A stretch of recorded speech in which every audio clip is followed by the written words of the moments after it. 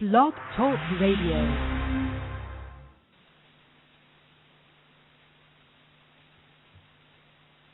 Hello, everyone.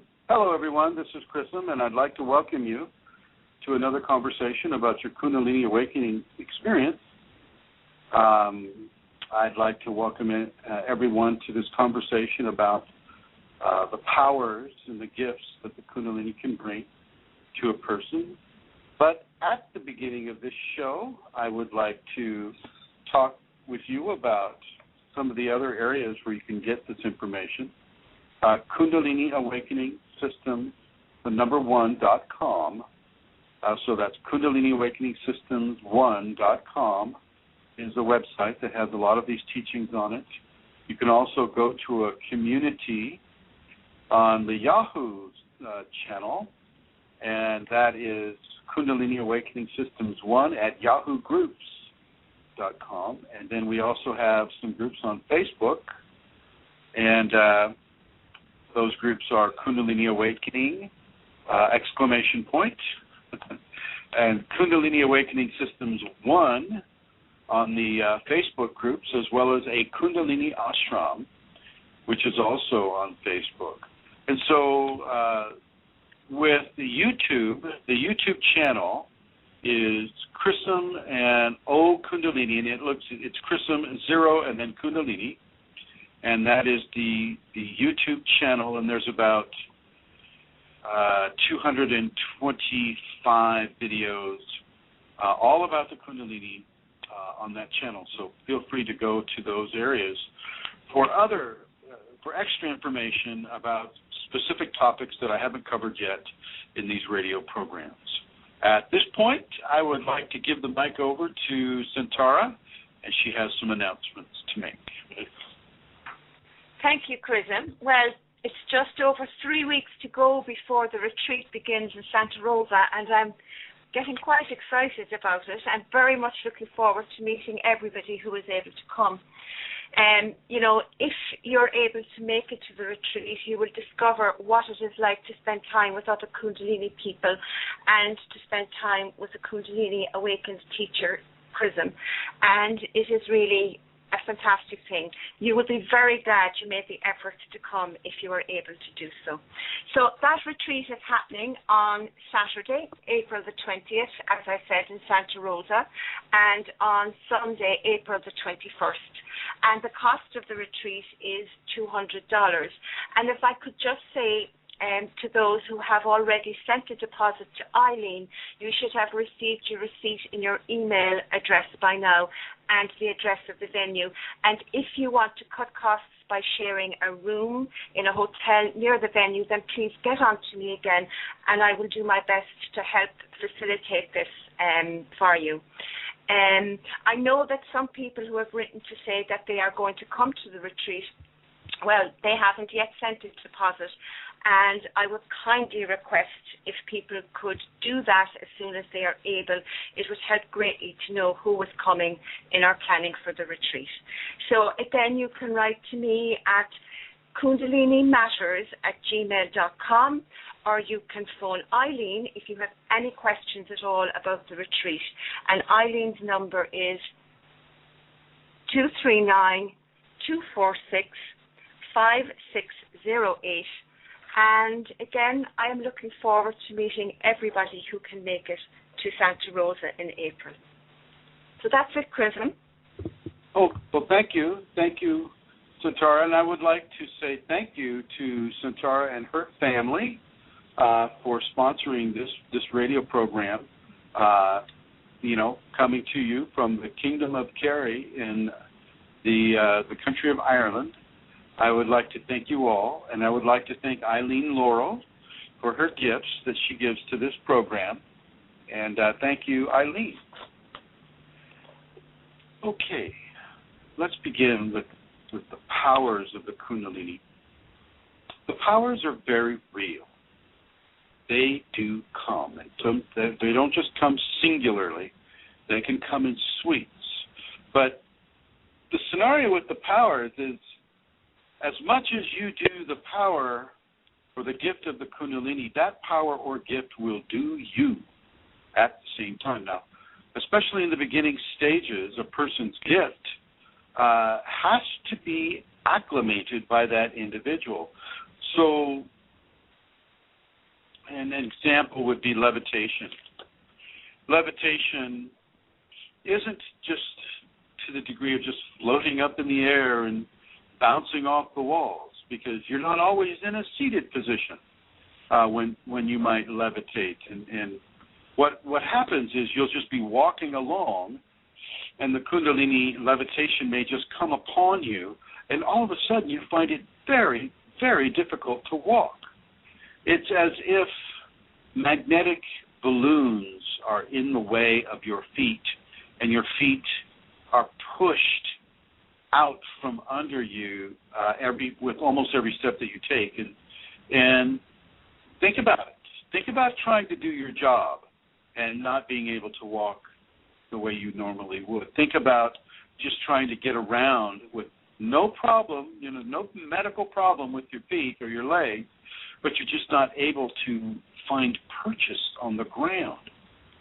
This is what levitation at the beginning stages can sometimes be like. And so I want you to understand that as much as you do the power itself will do you. And this kind of goes across the chart for Kundalini.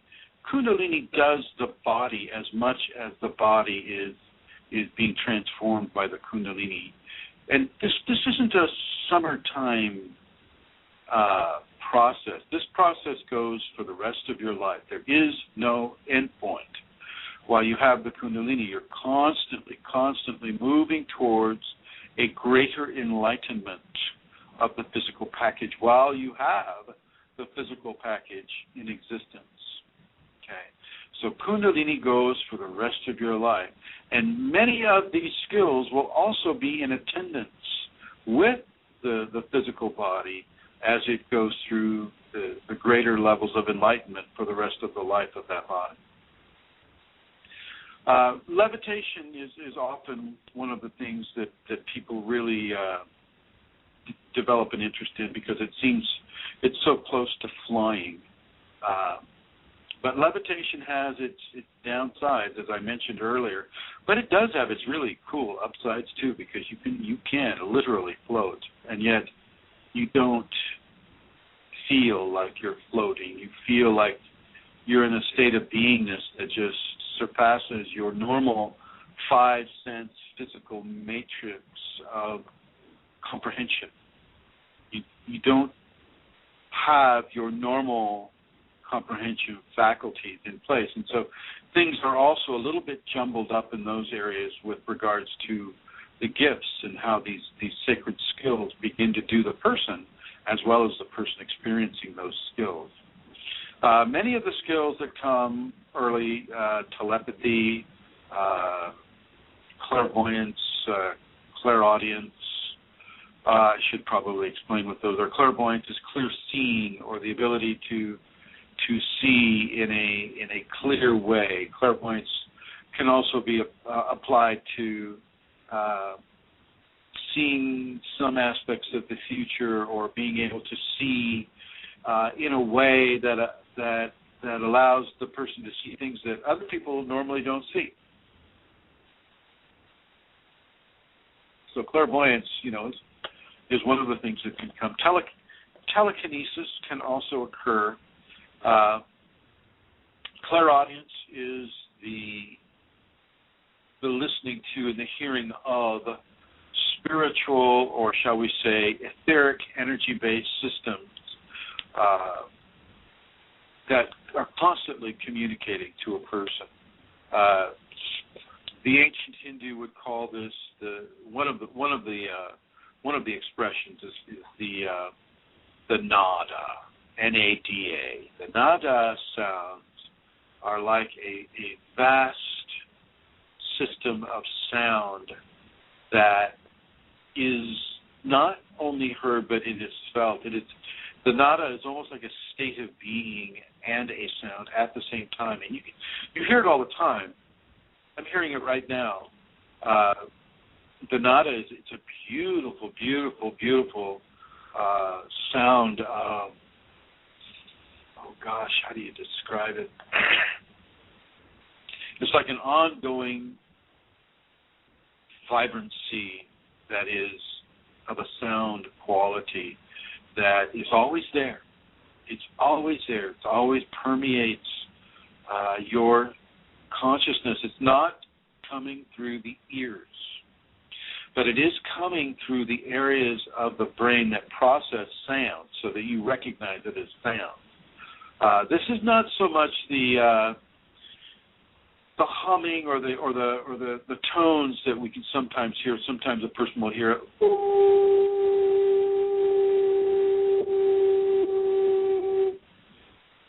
How did that sound, Santara? Was that pretty good?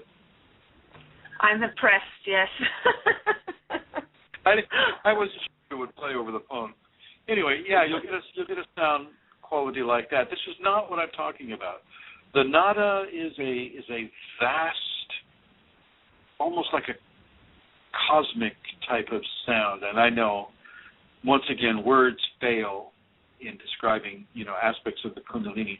But the nada is this very, very beautiful, strong, pervasive, consistent audio interpretation by the brain. It's a sound that you get, but it's also something that you can tie into when you meditate. You can just hear the nada and just go right there, and and the nada really can just help take you into these sacred spaces. So the clairaudience also allows you to hear entities, or which I always say don't communicate with. But it opens the aspects of the crown chakra that allow you to hear spiritual creation. Spiritual creation encompasses entities and nada and many of the other qualities of the audio that you might hear on a spiritual level, in a spiritual way. Sometimes those of you who may hear your names called, you won't hear your name called so much with your ears. It will be processed by the same area of the brain, but it's of a spiritual sort.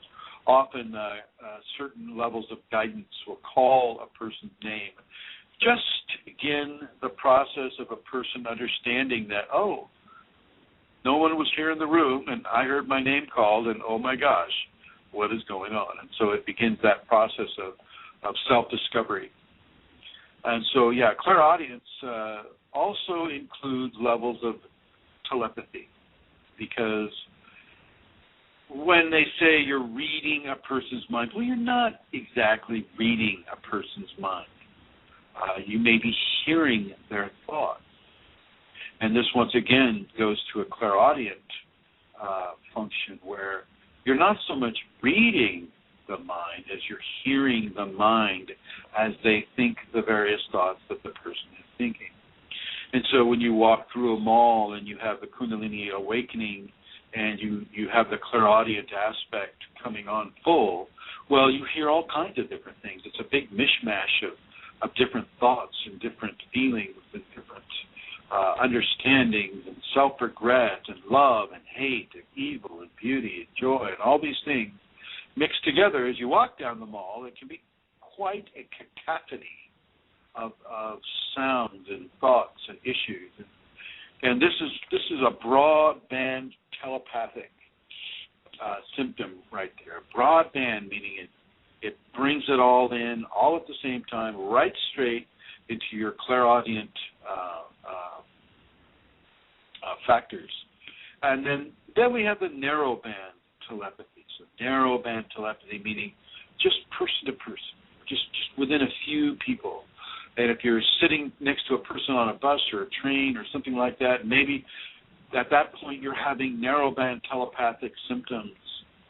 And in this narrow band telepathy, you just hear the person. So if they're reading a paper and they're sub-vocalizing to themselves what they're reading in the paper, then you'll hear that. Oh, Reuters News said that a dog, ate a sea lion. Something I was reading earlier today. So narrowband telepathy is also tied in to the clairaudient channels. But with telepathy, you can also see certain things. So which ties into the clairvoyant channel. You can see a person's energetic field and specific areas of that energetic field. An energetic field is often made up of the different emanations of the 7 chakras. So the first chakra will have a certain emanation. It'll come out as a color, and not typically a static color, but a moving color, a color that will move as the person's thoughts and feelings about life move. So will that color move and perambulate into different hues. So as you go through the seven chakras of an individual, which make up the 7 layers of the auric field, you can see certain things perhaps embedded in those certain fields. So within the colors that are coming to a person might see a heart with a tear in it or a hole, and this person may have been experiencing a heartbreak recently, or even in the distant past, that is still having an effect on the person at the present time. Or they may have lost their job. They may be destitute. So you'll see symbols in the auric layers that represent the symbols that would equate to being destitute or without employment, things of that nature. Often a person can see entities embedded in a person's auric layers as well. And, once again, this is a sacred skill. This is a sacred gift. And so you don't go around, diddling around in people's energetic fields just because you and your limited 5 sense understandings of what is right or wrong thinks that entity shouldn't be there. Well, you need to know the karmic understandings of what a person is going through before you start changing the lessons of a karmic nature that a person has set themselves up to experience. Very, very, very important to understand that. You and your 5 sense limited understandings have no clue about what that person's karmic intention is.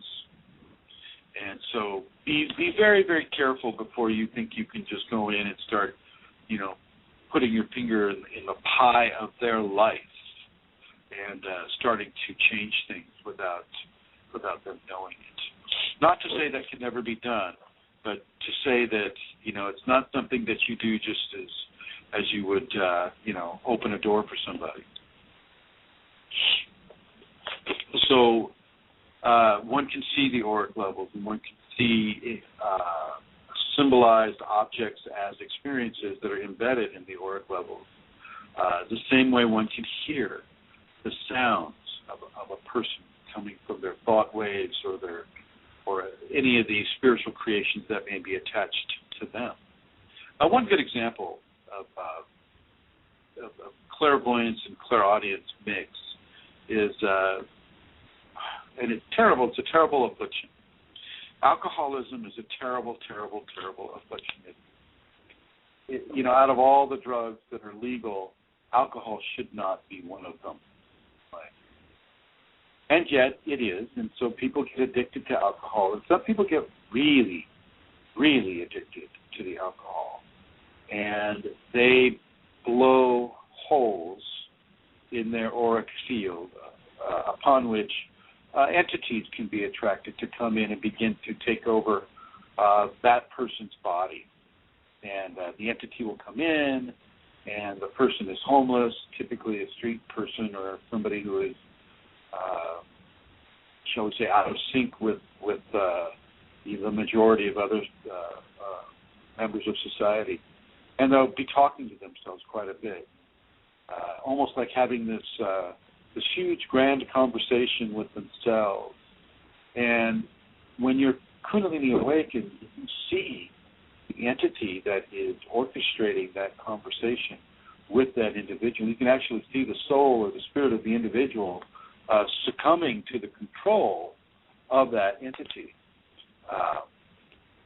And entities are they have a greater advantage because we are a 5 sense limited life form while we are on this planet without Kundalini, and so the entities can take full advantage of that and help a person into an addiction or help a person into a feeling that they are omnipotent and they are the great leader of this or that, and And but with my faithful friend, the entity, archangel this, or super spiritual person that, with my great powers, I can do this or this or that on the spiritual plane. And it isn't so. It's just a lie that a person's ego is allowing to control them with. So with the alcoholism, you can hear and see the interaction of discarnate entities upon a human system, but also with the ego-infatuated entity infestation. One can also see that ego entity infestation on another person, and this also happens with people who have come into a certain level of Kundalini awakening. Because they're impatient, or they have issues that make them want to feel more powerful. They maybe have low self-esteem, or they want to be seen as a great and powerful Oz type of person. They will make a deal. They'll make a deal with entities. They'll say, wow, okay. They'll understand that it's a dark entity, and yet they'll want to do good things with that dark entity, and it very rarely works out well. Very rarely works out well. And so I will advise all of you who are into the Kundalini and are active with the Kundalini not to partake of dark entities trying to do something good with it. There's a very famous, he's almost like a magi, but he was a mage, M-A-G-E, and his name is Abramelin. And some of you may be familiar with the writings of Abramelin the mage, and he was very clear about this as well. This was a very, very astute individual who got beyond the encumbrances of the ego. Even then, he said, when you're dealing with entities, and he would call them demons. So when you're dealing with the demonic, you have to come into that level of communication from an absolutely pure of heart position. If you do not do that, then the demon will basically trick you and make you think that you're doing good when in fact you are not, and begin to unravel and begin to feed off of your life force in a way that can commit terrible, terrible tragedy upon you and upon other people. So if there are any of you out there that are considering, because of your impatience or because you want to be seen as a certain way by others, don't pretend to be controlling entities or dark entity forces. Don't pretend to do that, because it's just a fool. It's a fool of the ego that wants to do that, and that wants to try to do that in a way that gives them self-aggrandizement. So within the context of seeing and interacting both visually and audially with these skills, you open yourself up to a great huge, forgive my English, but a very large level of activity that exists beyond the normal five sense person, beyond the five sense understanding. Now you're in the astral, now you're in the spiritual, now you're in the causal areas of creation, and that is literally as large, if not larger, than the physical aspect of life which you're living from right now. So that's just with clairvoyance and clairaudience. With telekinesis, the moving of objects. Well, okay, that does happen for some people as well. That's somewhat less common. That is somewhat less common due to the level of damage that can be done from a person that does not have their ego in the proper channel of training yet. But it can be done. So, for instance, you can lift that car off of a person, in an accident. Lift the car off of a person. You can do some pretty wild things. Typically, you won't be throwing the car over the building. Okay, that's not typically what will happen. I mean, there would be some very serious consequences were a person to do that without the controls that Kundalini typically places on a person. Telekinesis is helpful in instances where physical strength of a 5-sense variety is not enough. Okay, and so telekinetics can come in to the Kundalini awakened person, and in certain levels of non-aggrandizement-oriented assistance can be given. All of these skills, all of these special skills are best used in the service of other people, not for the service of the individual that's having them. So, for instance, healing is another special skill that is given. And within the healing context, once again, it is the Kundalini that does the work. It is not the ego of the individual that does the work.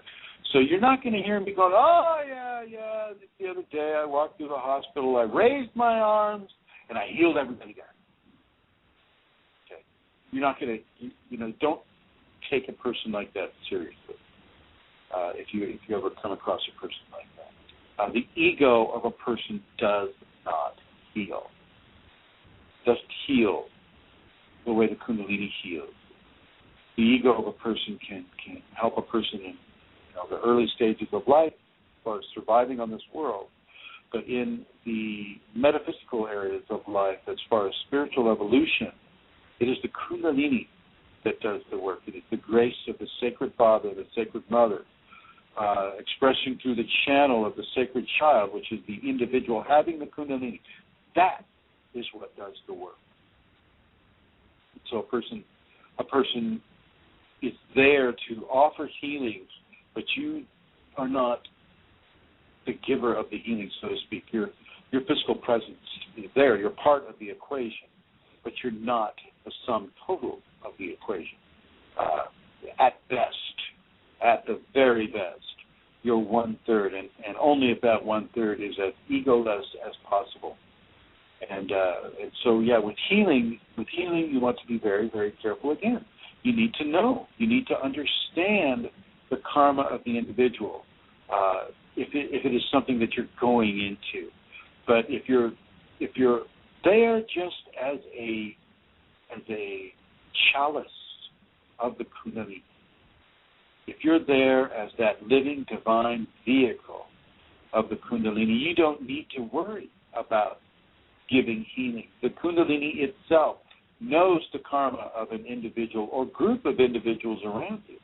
It knows who can have and what they can have and how they need to have it and when they need to have it and even if they need to have it. Okay? The Kundalini knows these things. Now, it may, through clairaudience, it may communicate that to you. That is not out of the realm of possibility. As a matter of fact, I think that's fairly common. But it is the Kundalini that is saying, okay, Chrism, have a look there at that Centaura person and let's see. Oh, yeah, okay. Karmically, they have this and that, but within the karmic levels of their agreement in having this body and this life, this is what can be done. And so the Kundalini will do that. You, as an individual, will not do that. But you, as a part of a divine equation, can do that. Okay.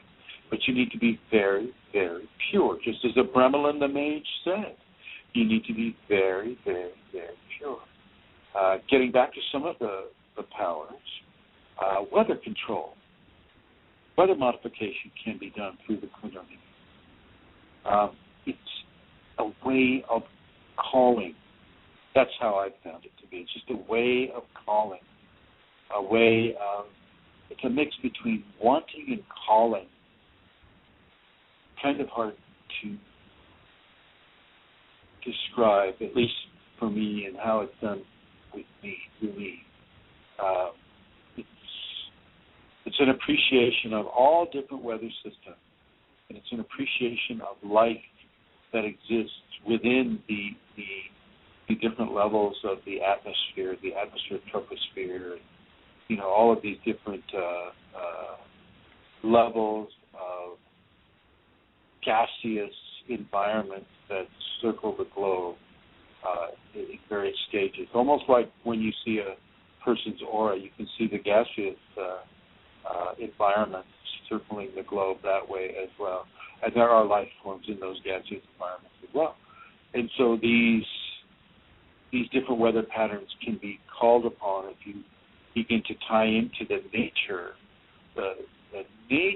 of life on this world. And you are tied into that because you have the Kundalini. So you're tied into the nature aspects of the world, and certain levels of communication can be given that allow a specific form of weather to occur if it remains in balance with the rest of the planet. You can't call a rainstorm over to a drought-stricken area if there are consequences to other parts of the globe. Maybe that rainstorm is intended for other areas, so to speak. And so you have to be in that level of communication and surrender to the forces of life and nature on this world, even if it's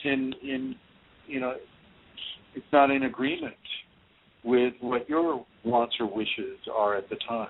There's a level of surrender to it. So weather modification is definitely one of the skills that can happen. Communication with animals is another skill that is often given. And yet with Kundalini, there's such a degree of love, divine enlightenment, that the animals see this far faster than humans do. Animals and small babies will see this in a person. They'll always kind of look. When they're looking at you, even the animals will look kind of slightly above the top of your head, and that's what they're seeing. That is what is transfixing them, and that is what allows them to feel very comfortable around you.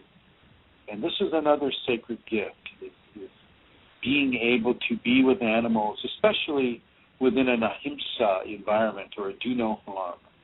Do no harm to any life form, understanding of life. If you're able to have that and practice that, well, the ahimsa can come to be quite strong. And the animals will read this. They'll take refuge upon you. I've had snakes. Lasha, my lovely little kitty cat, she likes to practice her hunting skills. And those targets of her hunting skills will sometimes take refuge upon me, knowing that I won't let any harm come to them. Certainly not from Lasha. Lasha gets put in the house when I keep that occur, because she's fed. She's not, she's not starving. She's not hunting for food. She's hunting for fun. And she has toys here in the house, and she can do that with me. So communication with animals, and I mean animals from insects to fish to birds to mammals to reptiles to bacteria to virus to some of the other life forms that have yet to be discovered by physical scientists. You have the ability to communicate with these areas, and you have the ability to merge in a loving way with these areas. These are not so much, this is not a skill that you manipulate through conscious, ego-based understanding, although that can sometimes occur. But it is more of a space of love, a St. Francis of Assisi type of love, where love is communicated outward from the aura into the environment, and the environment responds very positively to that type of communication. And this comes with Kundalini awakening.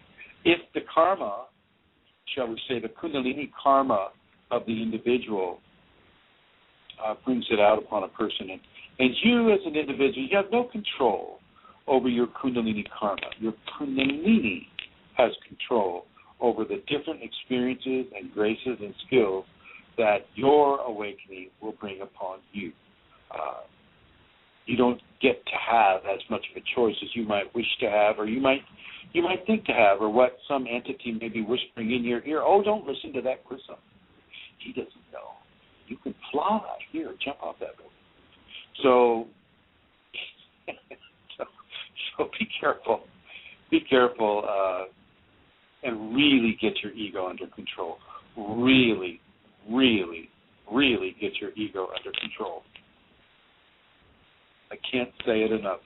If I could say it for the next, 60 minutes, I would. Get that ego under control, because it can really backfire. And the Kundalini will allow you to suffer. If you make a decision within the Kundalini that is ego-based or hurtful-based to other people, well, you're going to receive the ramification of that choice. And the Kundalini will see to it that ego is chastised to the degree that it needs to be in order to learn the special lessons that the Kundalini insists we learn before we utilize sacred gifts. And that brings me up to a point of opening your Kundalini just so that you can have sacred gifts. Well, that is a big no-no. I'll be doing a video on that pretty soon. You don't want to chase the powers of the Kundalini. Do not want to do that. If you do that, you're in for a whole series of internal destructions. The famous seer, Edgar Cayce, one of America's premier psychics in the early part of the last century, from the 20s to the 40s, 1920s to 1940s. His source basically spoke of the Kundalini as something that if you don't have the right intentions, it will dissolve you from the inside out. And I can't agree more with that. I mean, I think that is an absolute, that really made me look twice at Edgar Cayce's work, because it was so true to my experience.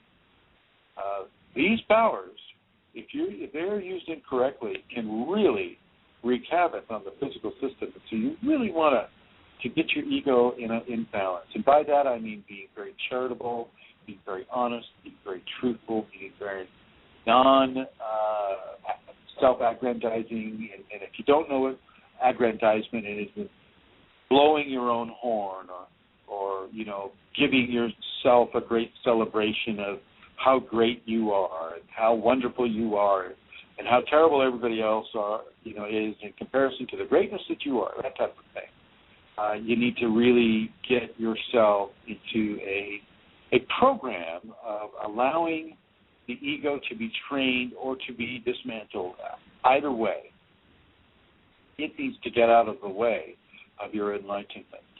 It needs to get. Now, if you're practicing Huna, H-U-N-A, Huna, the ego is often described as unihipili, and the higher conscious self, which is where we're talking from, for the most part in our society, is called the Uhane, U-H-A-N-E. And then, of course, the Kundalini self would be called the Alma Kua. Now, within that belief system, which really has some very, very, very solid footing within a Kundalini equation, is the Unihipili desperately wants to become a middle self, a Uhane. And the Uhane desperately wants to become an Amakua. And so within the context of the evolution of a soul, Unihipili, an ego self, can become a middle self, and a middle self can become a high self or an Amakua. And, if that is what you're practicing, well then definitely give that Unihipili very strong instructions about what it is allowed to do and what it's not allowed to do, how it is allowed to participate by the gift of energy from Unihipili to Amakua, and what the moral foundations are.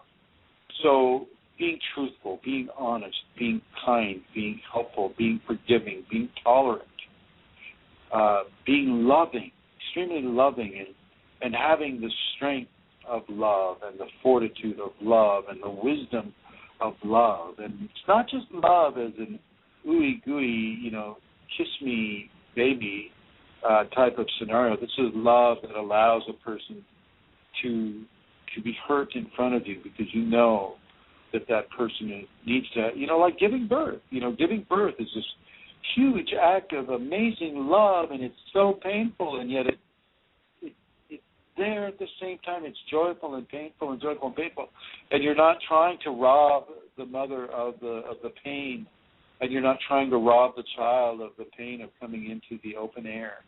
I mean, so this is the quality, one of the qualities of love that I'm talking about here. Really get the ego under control. Do not chase Kundalini powers just to have an advantage over another person.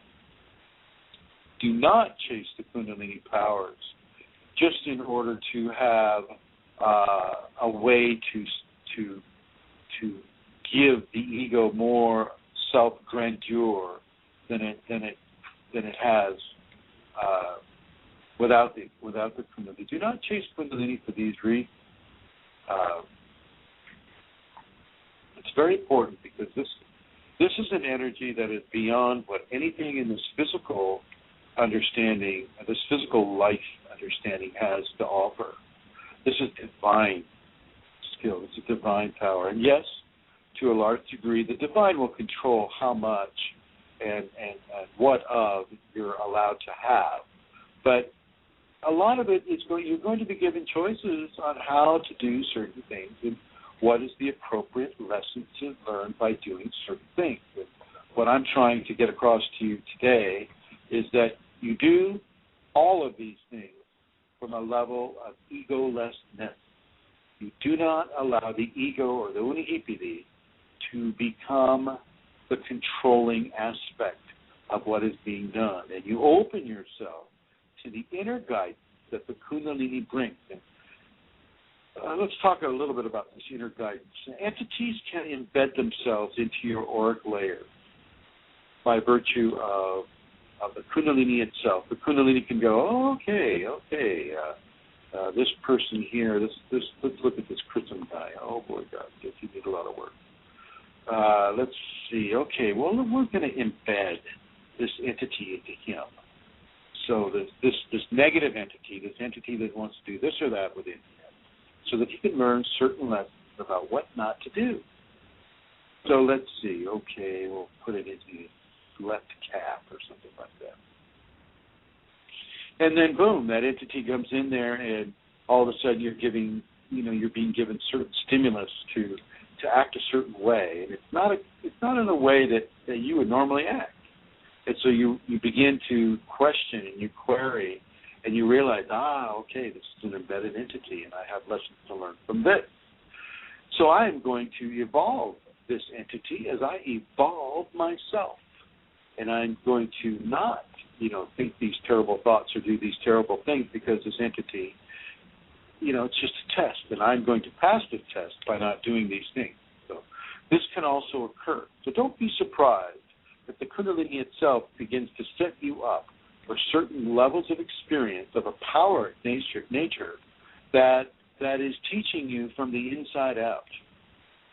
Teaching you from the inside out. Now, for a lot of people, it may be all about powers. Oh, okay, we'll give this person an entity that can do a certain thing, and let's see what they do with that. Let's see what kind of karma they create for themselves with that.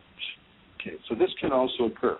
And so once again, it is very, very, very important for a person to come into this as pure as they can be. And don't worry, I'll get into some of the other skill sets, so don't worry. The thing that I want you to understand is that purity is a very, very important concept.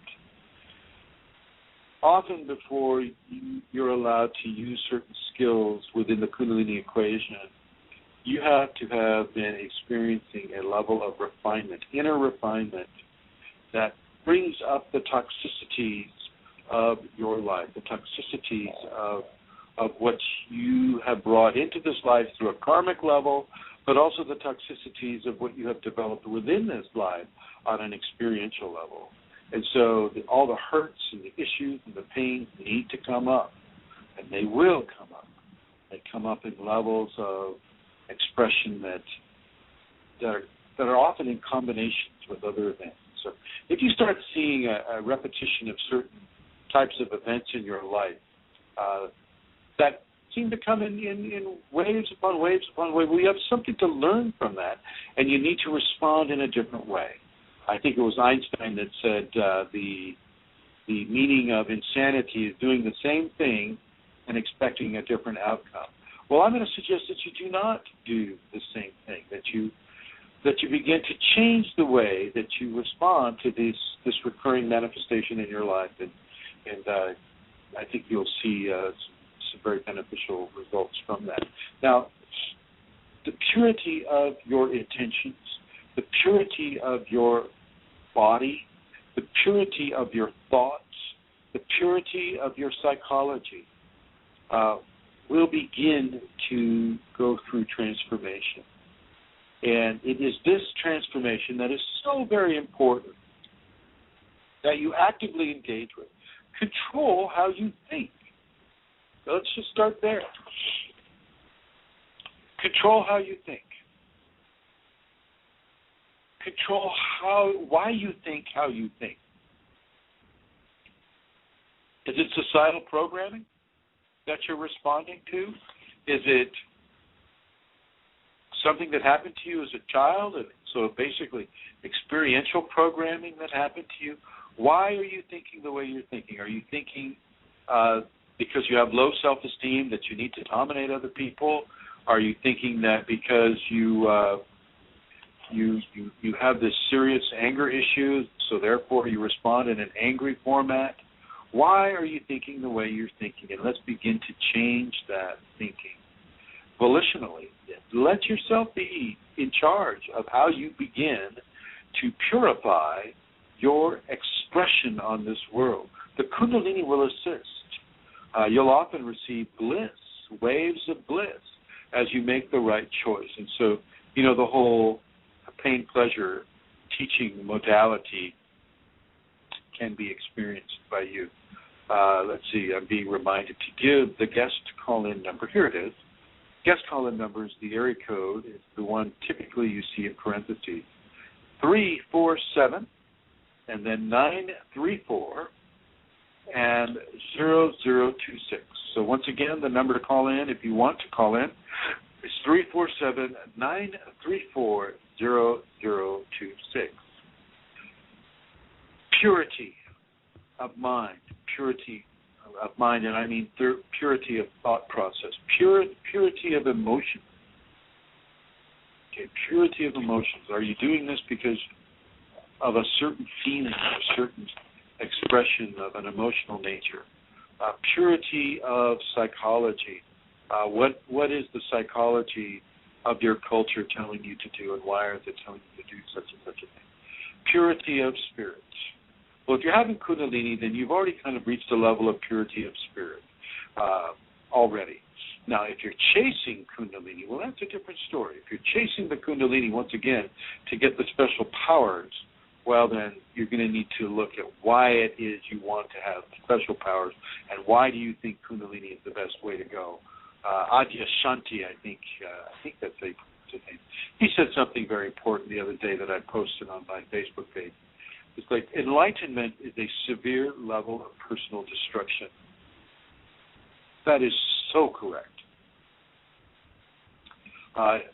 It is a level of destruction. You destroy who you thought you were, why you thought you were who you were. You destroy your understandings of life and what you once thought was so strong and so, made and, written in stone. Well, that no longer. Enlightenment is a level of destruction that occurs so that the new being, the new transformed being can emerge. And so when we look at the powers of the Kundalini, we're looking at levels of destruction in order to get there. Kundalini itself is an enlightenment process, so it will bring up levels of yourself that need to be changed. And sometimes within that change, a level of destruction is given so that change can occur. Okay? It's like a hurricane. You look at a hurricane, the devastation of a hurricane can also be seen as God's urban renewal. Well, God has some urban renewal to do with you as a Kundalini awakening individual. And often that urban renewal will be a destruction of the paradigm of life as you have understood it to be up to this point. So please understand that and be aware of that. Just check my phone to make sure I'm not running out of trees here. Okay. Clairaudience, clairvoyance, telekinesis, telepathy, these are all fairly common within a Kundalini context. Healing is common. So is the levitation. But there are other things that are not so common. Bilocation, being able to bilocate, being in two places at the same time, or scatter, as I call it. When I do a Shaktipat, I scatter myself to as many people as are asking for the Shaktipat to be given.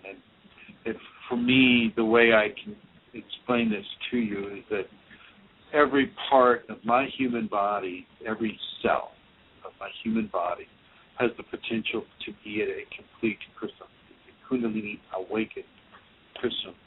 And that cellular self will scatter a part of its presence to an individual. So if I am made up of 17 trillion cells, well, I can scatter 17 trillion different places at the same time. And so bilocation of a magnitude of trillions or even gazillions, however you need, can be done, because within the levels of understanding of time and space, we are replicated many, many times over, many times over, and not just through the cells, but through the layers of time, through the layers of folded space. Okay. How one can almost put it. It's hard, really. It's such a great challenge to try to bring this into words. So, bilocation is something that often occurs as well. Defying the laws of physics within a physical level. So, within a breathing underwater, which is something I was able to do as a kid, was very strange. Didn't understand it. Didn't really think that I needed to understand it. It just occurred. That type of thing can occur. Coincidences. I'm going to suggest that inside of a Kundalini equation, there are very few coincidences, if any.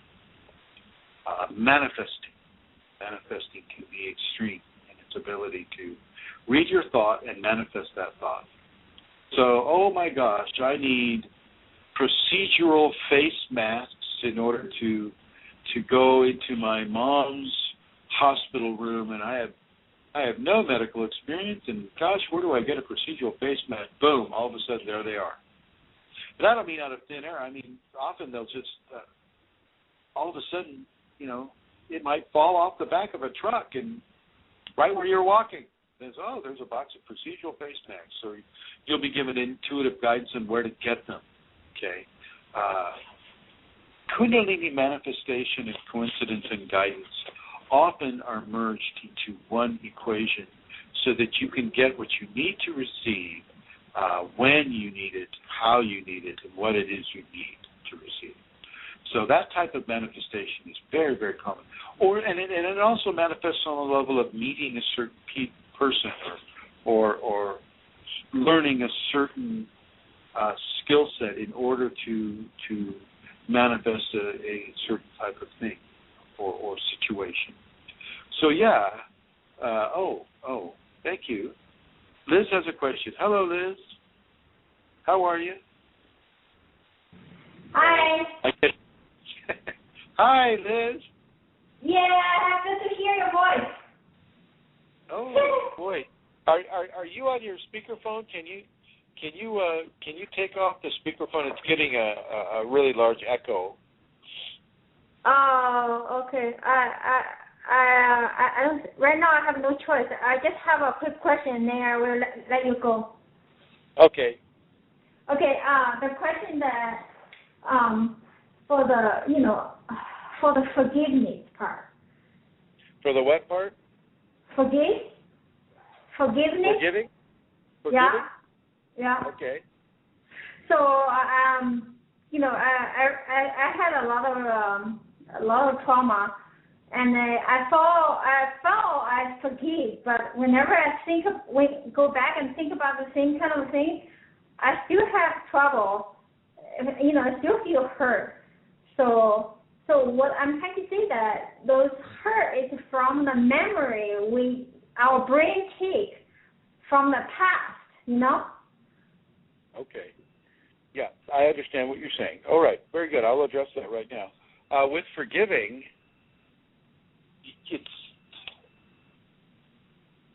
forgiving has to be done over and over and over and over. It's not something that. No, I understand. I understand that you've done it over and over, but it's a quality of repetition. It has to get into the channels of the mind.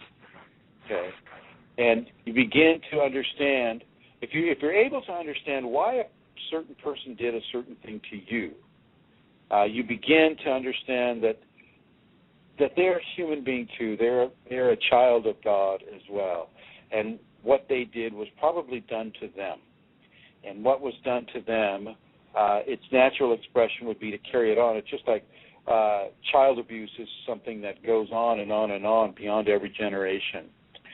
So you begin to look at the foundations of what was done, why it was done, when it was done.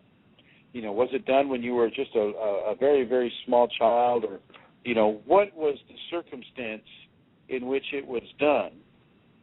And as you begin to learn the circumstances of why a certain person did a certain thing to you, you begin to develop reference points for what was done and why it was done. And when you have these reference points of why that certain thing was done to you, you begin to understand and you begin to form a greater level of forgiveness, and shall we say, more so than just a surface forgiveness. Sometimes we need to go beneath the surface of that action and why it was done to you, and then you find reference points. These reference points can be used as a handle or as a step to take you beyond the normal surface forgiveness and go into a deeper level of forgiveness. And then you begin to look at your karma and your own karma. You begin, okay, all right, what did I learn from this on a karmic level? I was severely hurt, and how have I learned? How has this made me a better person? Will I ever do what was done to me to another person? And I think with you, Liz, that answer will be no. Am I right? Yeah. You will never, ever do what was done to you to another person. Okay, you have stopped it in its tracks. Now, yes, if you go back to the memory over and over and over, and you relive the memory over and over and over, then you're still going to feel the pain. The pain was part of the process of learning what it was not to do. Okay. Mm-hmm. You can forgive with a greater clarity if you go into a deeper level of recognition of why a person did a certain thing. And you may not know what happened to them in their life. Was it their parent that did that to them? Was it another person that did it to them? And you just kind of go back through the generations. you don't really know how long this activity has been in place within the generations of the person that did this to you. But now it comes to an end with you. So I have a question about this life is a dream, and our dream is also a dream. But we can let go of the dream. But why we cannot let go of this dream? this life dream. Okay, what was the question again? The question that this life, we have a body, it's also a dream.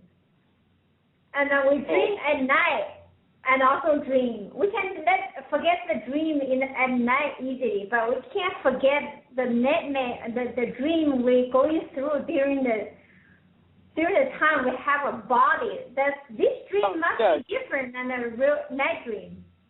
Well, you have a body for a reason. You know, the body is a vehicle of the spirit, of the soul, and the soul goes through different levels of evolution. And as you come into the Kundalini, you're coming into levels of evolution that will indeed allow you to not have to come back and have another body. But dreaming the dream of the body right now is a necessary function. And I know, this just may fly in the face of many gurus and swamis and whatnot who say, oh my gosh, you're trapped in Maya, and if you just see that there is no body, there is no universe, there is no physicality, there is no this or that, well, you know, let's just take it a little slower, shall we? You have the body, you have to drive your kid to school, you have to feed yourself, you have to clothe your children. You know, these are certain levels of responsibilities that we're not allowed ethically to just forget about and go into, oh, okay, well, I'm just going to get rid of all my Maya all at once. Well, no. This dream that we're living right now is indeed a dream. You're absolutely correct, Liz. This is a dream. But it's a dream that we have a necessity to dream, or we wouldn't be here dreaming it. You know what I mean? So you mean we need to remember this dream, right? That's why it's hard to forgive, right? Well, we need to remember the dream so that we can forgive. Okay. Yeah. Okay. I mean, I let you go. I think you made it clear enough. Thank you so much, Master Chrism. Oh, you're very welcome, Liz. Very welcome. I hope I made that a little clearer for you. Yeah. Okay. Again, thank you for calling in. Gosh, you're one of the few who have called in, so I want to thank you very much for being a part. Thank you. Okay. Bye-bye. Bye. Okay, so there we have it.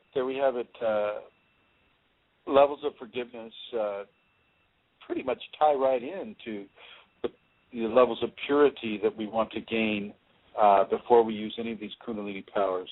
So bilocation, yes, is where I think I left off. Bilocation, the top of your head can turn into a giant eye. So you'll see in 360 degrees. I know it sounds crazy, but it is what it is. It is a very real thing. Santara? Yes, Chrism? Is there another person online? Is there another person online? There is indeed. I was just about to say hello to them. Will I put them straight on to you? Sure, if they're willing. 1 sec. Yeah. I'm not sure if they're just listening or not. Will I check first? Check first, yeah. I don't want to. Yeah, okay. Yeah, we'll do that. So I'll go ahead with it. So, yeah, the top of your head can turn into one big eye. And this eye can see into levels of the physical, but also into the spiritual. This is a power that doesn't tend to stay a long time with people. Often it comes and it goes. And so many of these skills, by the way, will come and go. They do have a fade in and a fade out quality. And a lot of it depends on how much you nourish your Kundalini. And by nourishing your Kundalini, I'm talking about purification. I'm talking about embracing the difficult aspects as much as you embrace the pleasurable ones. So much. This is so much about soul evolution and the purification process of what it is to have the Kundalini. You need to be able to get rid of programs that do not serve you within a Kundalini context so that you can have these special skills. Getting into some more of the skill sets, astral projection is often something that happens before Kundalini comes, but it can also happen during the process as well. Another skill set is vision, seeing vision, having waking vision where you are being given specific instruction about soul purification, typically from a high spiritual source. Many of my students have had Jesus appear to them, and Jesus will come to them and will just stare at them for a time and then give them advice about forgiveness, what they need to do in their individual lives in order to embrace forgiveness on a greater level. Lots of people who are into Buddhism will see Buddha, and the Buddha will come to them and give them specific instruction. It is very, very common. This is as much it's more of a phenomena, actually, than a skill set. It's not like you can call them in, though sometimes that is indeed what a person can do. But I thought I'd better bring that up to them. There is a word for the psychic sense of smell, but I can't think of it right now. But you can often develop a skill set of smelling using the nasal sense of smell in a psychic format, i.e. you'll know who somebody is by their smell.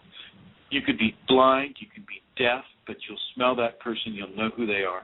It's kind of what some of the animals have when they use the scent of smell. I look at Lasha sometimes. She's my great cat teacher. And yesterday she was out on the lawn and we were having a little communication out there.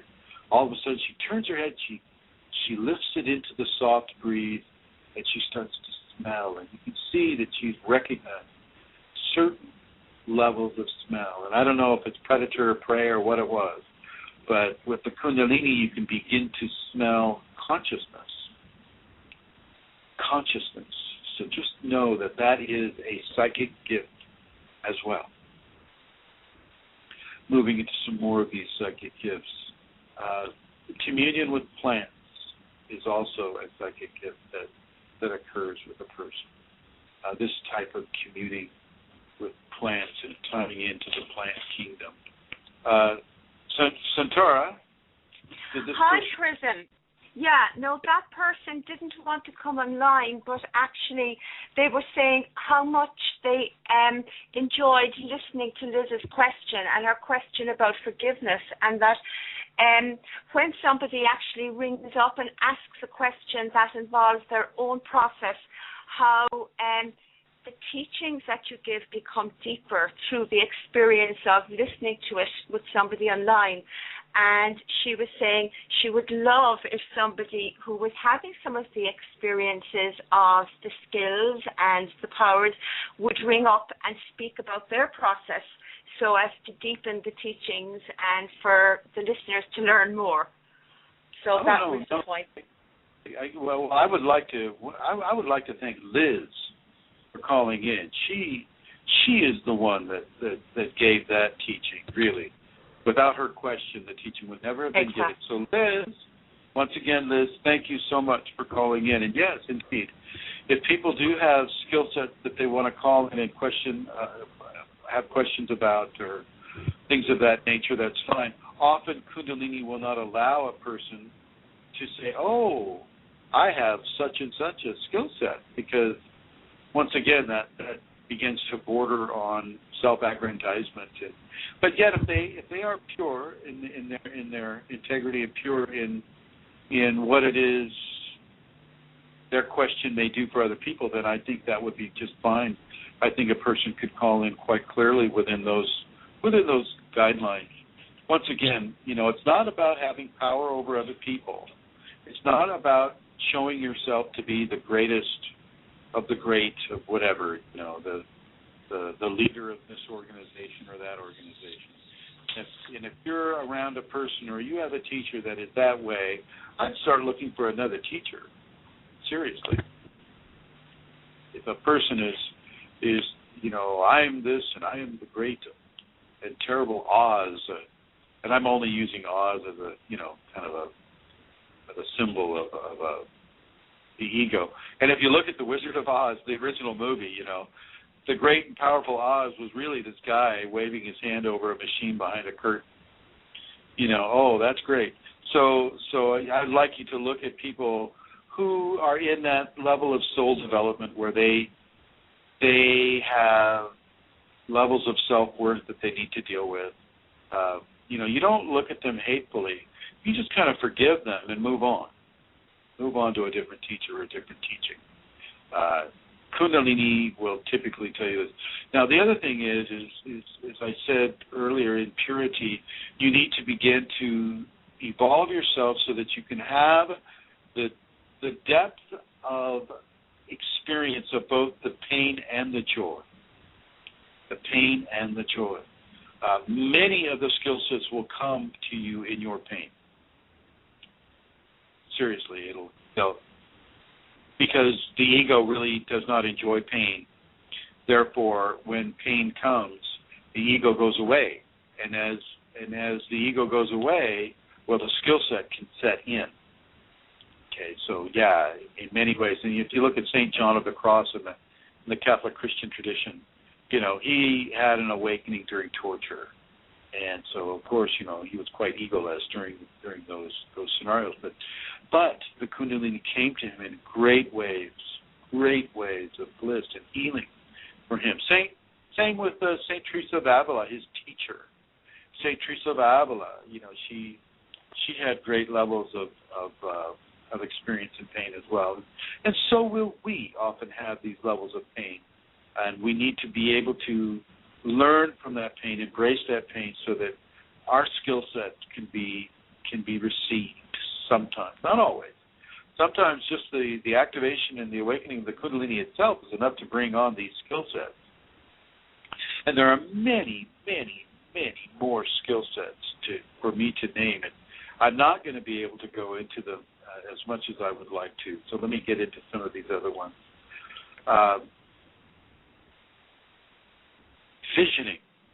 Visioning is where I left off, where great exalted personage can come in and give a person a teaching through the waking vision state. Touch can become a form of healing, also a form of communication, a form of rapture. When you blend touch and love, love of a quality that is beyond the ego's ability to manufacture. Okay. Touch. And what I hope you're seeing a pattern here. The five senses have an equivalent expression of five exalted senses. Taste, touch, hearing, feeling, seeing, smelling. They all have a counterpart that is of a divine quality, but there are more. But how do I explain to you those skills that go beyond your current reference points of the five senses? See, this is where I struggle at times.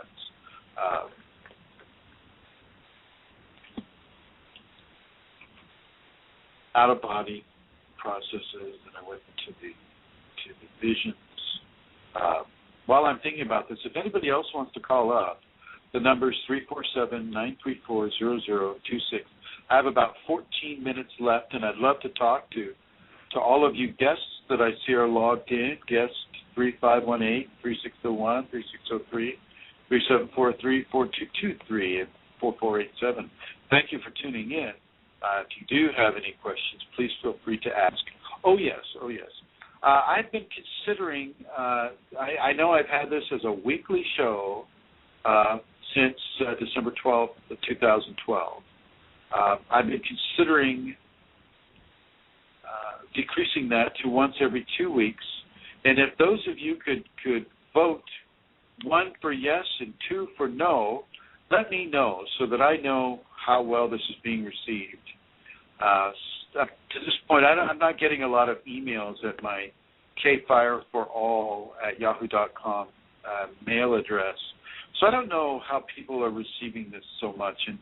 And if, I prefer not to waste my time if this isn't something that people are enjoying. If this, I know that some people enjoy it, and I appreciate the fact that you all are tuning in.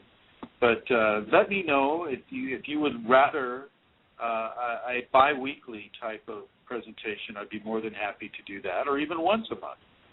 So please indicate to Santara or to myself, or even for those of you that are on the chat line right now, let me know.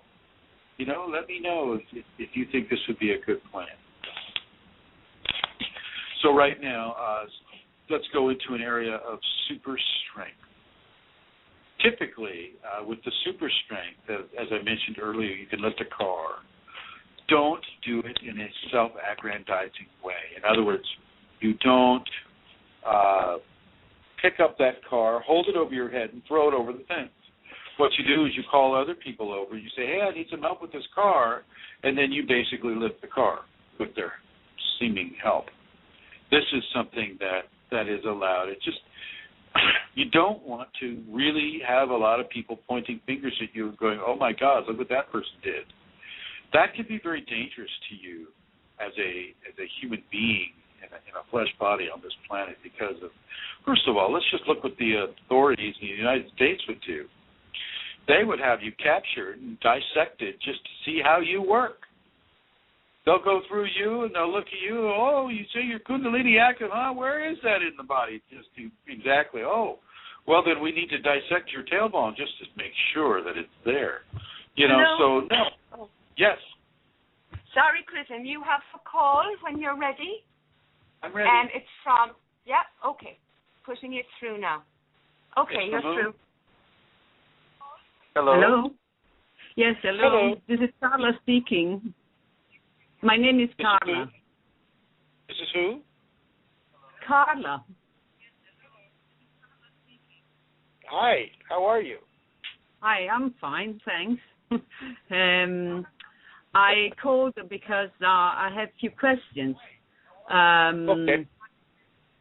The first is that since lately I have, the last 3-4 years, I have experienced what I think it is the symptoms of Kundalini rising, but at times I get a little bit insecure because certain persons have let me know that if you are a single person, you cannot raise your Kundalini by your own. That is never my intention, I don't go around and think that. Carla, yes? Carla, let me go ahead and speak to that.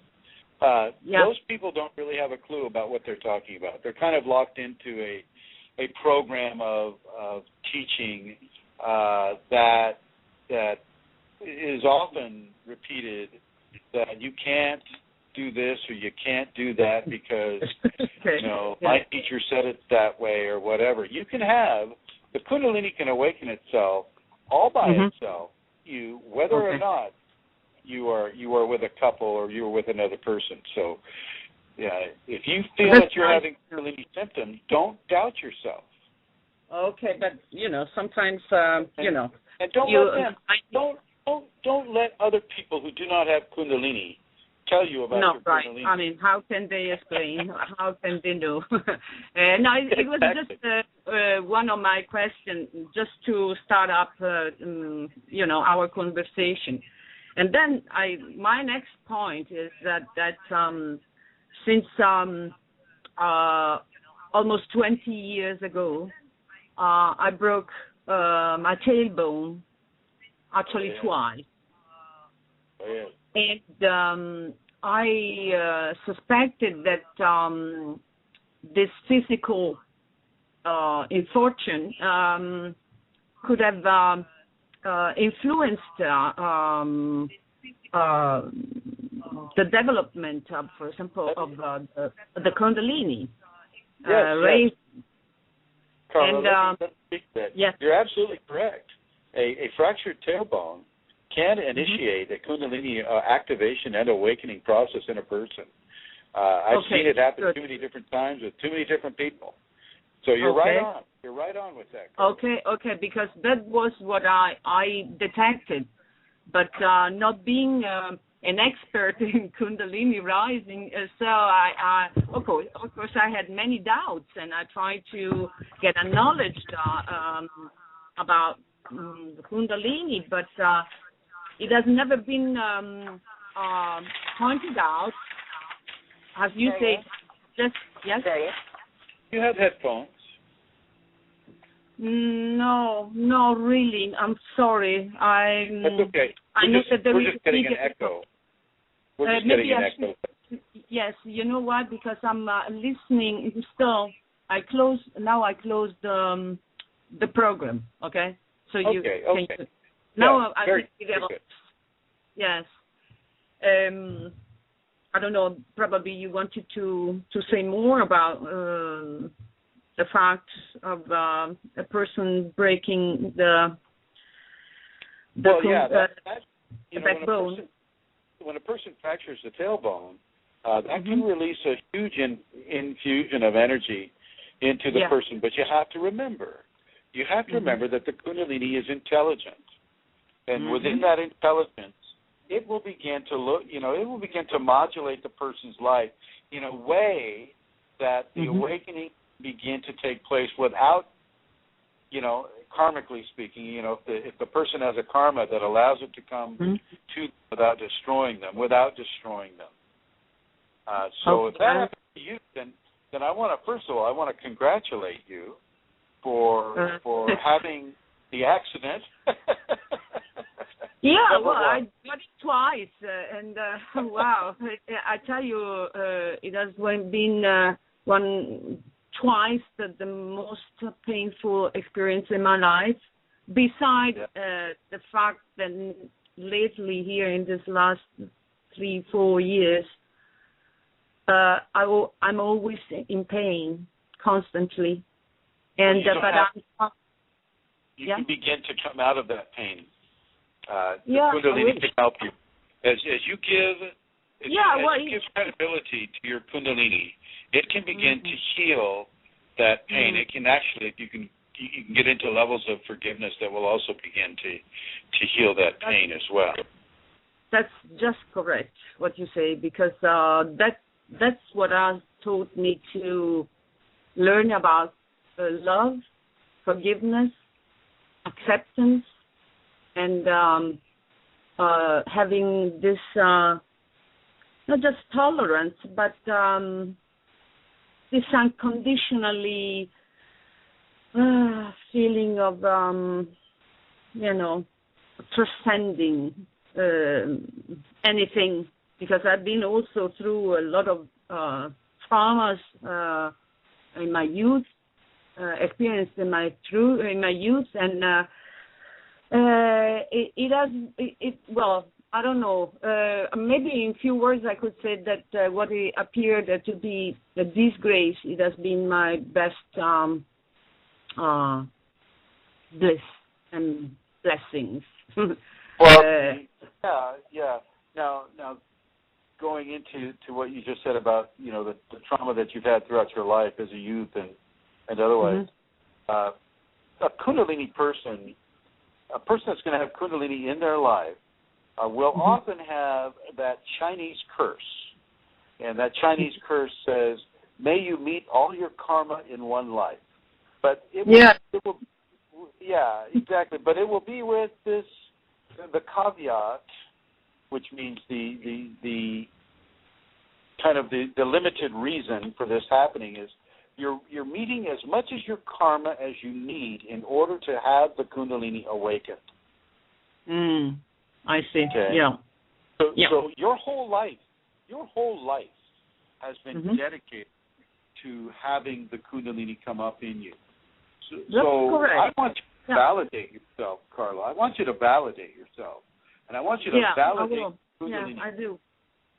Do not listen to those people who do not know. No. Okay. Yeah. You are just confirming me that whatever I've been thinking for the Kundalini, now it has been confirmed, and that's why I wanted to call you, because I say, well, I must have a kind of confirmation somehow, and you gave it to me, because really, believe me, because all the things that you are mentioning through the program are something that I've been experiencing, and but of course, I mean, until now, I have never really had someone else, confirming or affirming it for me, And you got it. You got it, Carla. Yeah, you got it. Yes, you're right. Thank you. And just I don't know. There are a few minutes left in the program, but I just finally want to ask you, in this connection with the so-called pains, I experience. This is not a pain, but it is a great, strong pulsation that goes up and down from the top of the head to the base of the spine. Yeah, just constantly. Sometimes it'll increase. It can increase and it can decrease, and that is good. Let that happen. Step out of the way. Okay, I just wanted to know. Its way. Okay, is it this pulsation in connection with the Kundalini rising, or yes. or yes, it is? Okay. Absolutely. Yeah, good. Okay, Absolutely. because I just wanted to. I have to say, Carla, you're doing very, very well. You're doing very, very well with this. In what sense? I can hear your voice. I can hear your voice. Certain levels of understanding and experience, and you're doing very, very well with this. And I want you to continue to do well. And I want to thank you. We're going to run out of time here. I know we're going to run out of time, but I'm so sorry about that, because I could have called before, but I was a little unsure. If you understand, because there has been a lot of things that. It's good. No, you're doing great. And it's going to cut us off real quick here. So I want to thank you. Thank you for calling. You too. Thank you too very much. You made me happy, actually. Big confirmation and affirmation and whatever. Thank you very much, deeply from my heart, okay? Oh, you're very, very welcome. And thank you for calling in. My gosh, it's been a real fruitful well, you don't know today, what the joy, what kind of joy you created in me, because this is so, wow. Now I know exactly what's going on with all this. And you're doing great. You keep going. I'll try to figure out what to do with these people that try to go against me, especially because of these reasons. But thank you. Thank you for calling. Thank you. And thank you, everyone, for listening. This is Chrism, and see you next week.